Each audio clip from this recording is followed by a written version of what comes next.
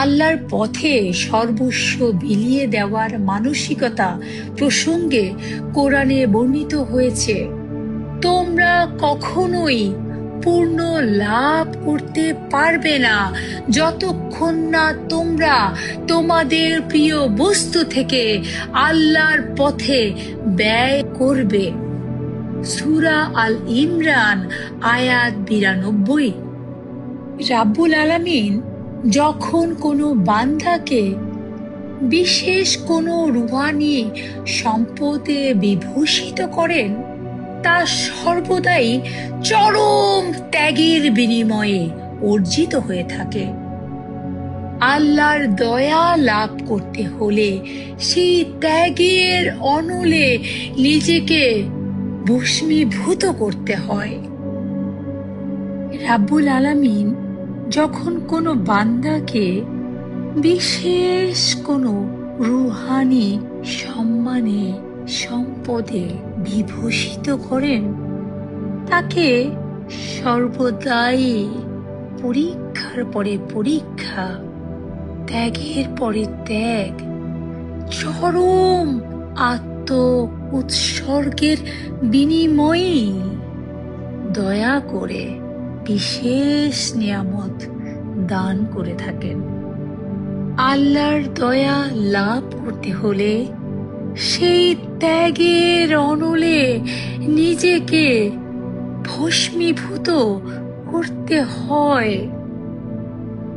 নিজের ইচ্ছাকে, নিজের আকাঙ্ক্ষাকে, নিজের সুখকে, নিজের আরামকে, নিজের স্বার্থকে, নিজের চাওয়াকে, নিজের যুক্তি তর্ক বুদ্ধিকে, সর্বোপরি নিজেকে আত্ম উৎসর্গের মাধ্যমেই তরিকতের সাধনায়, সুফিবাদের সাধনায় সাধক মঞ্জিলে মুকসুদে পৌঁছাতে সক্ষম হয়ে থাকেন।